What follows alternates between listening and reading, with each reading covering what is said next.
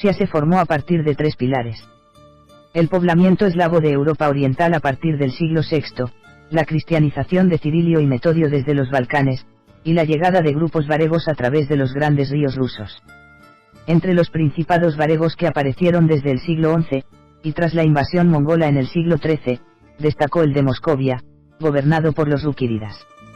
Iván el Grande, en tiempos de los reyes católicos, consolidó el principado, incorporó otros principados rusos, y derrotó a los tártaros. Pero fue su nieto Iván el Terrible el que convirtió el principado en un imperio. En tiempos de Iván el Terrible Rusia adquirió sus rasgos políticos nacionales característicos. De cara al interior, la oposición de los boyardos, la aristocracia rusa, empujó a Iván IV a desarrollar un sistema de gobierno tiránico, la oprichina, un sistema policíaco autoritario que usó el terror para desalentar cualquier complot contra el zar.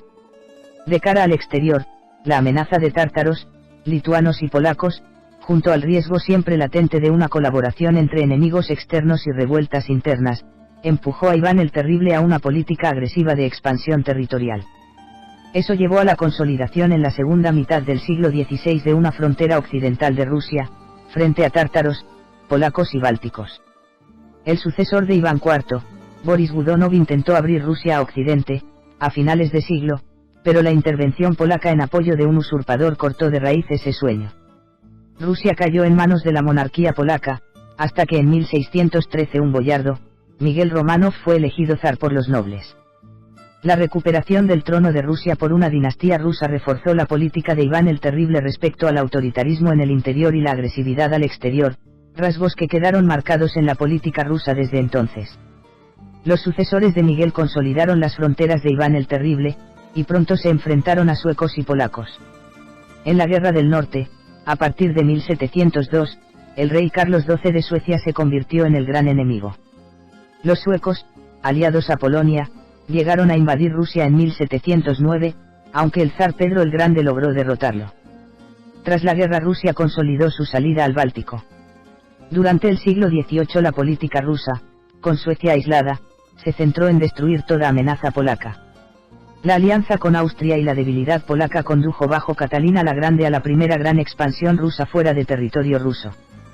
Catalina y sus sucesores consolidaron un territorio colchón controlado por el imperio, desde Finlandia al Cáucaso, que mantenía a Rusia confortablemente alejada de operaciones militares. Hasta la llegada de Napoleón Bonaparte.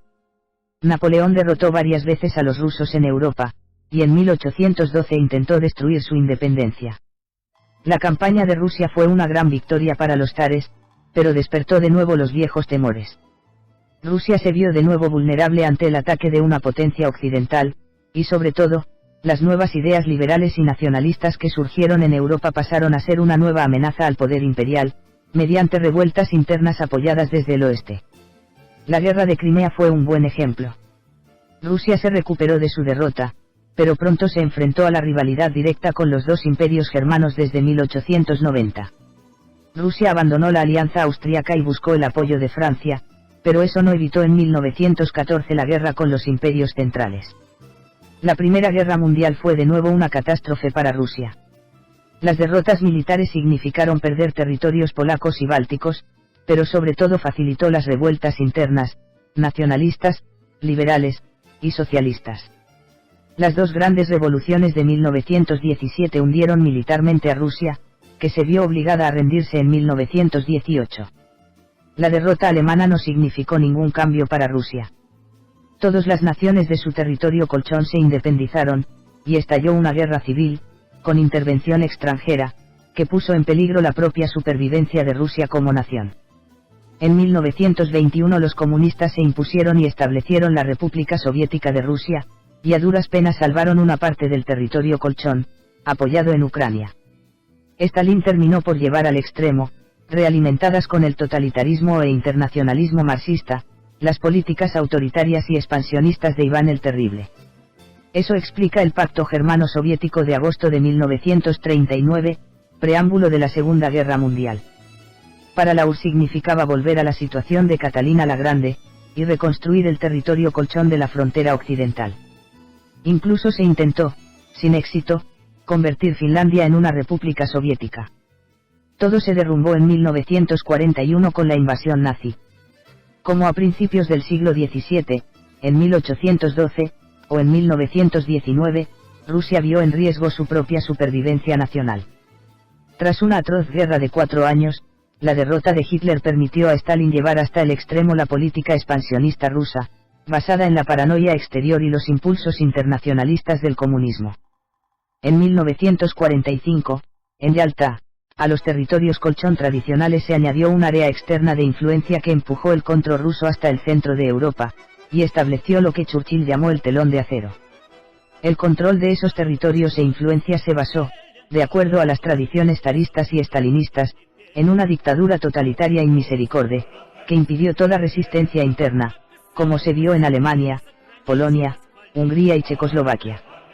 Pero esa brutal represión terminó por estallar en 1989.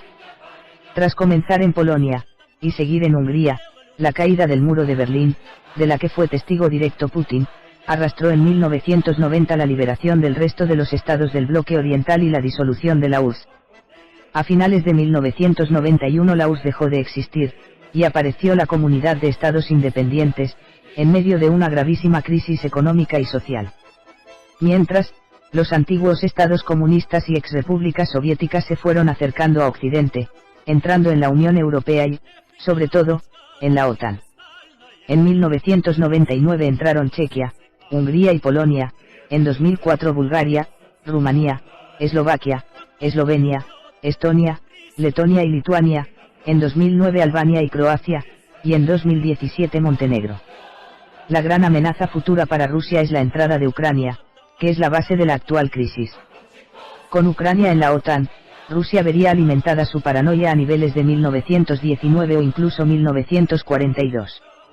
Por añadidura, las élites rusas no dejan de ver que el retroceso territorial del Imperio ruso se debe a una sucesión de revueltas políticas apoyadas desde lo que entienden como el gran enemigo exterior, la OTAN. Y cada vez tienen más consolidada la idea de que la última gran revuelta popular contra su poder será en la propia Rusia, como ocurrió en 1917. Para Putin y el gobierno ruso, el control de Ucrania y Bielorrusia son puntales fundamentales no solo de su política exterior, sino también de su seguridad interna.